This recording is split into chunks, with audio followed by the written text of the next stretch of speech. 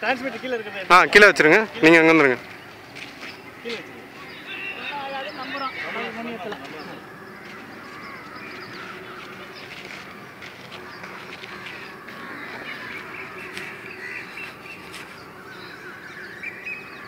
அஞ்சாவது பாயிண்ட் வந்து இருக்குது.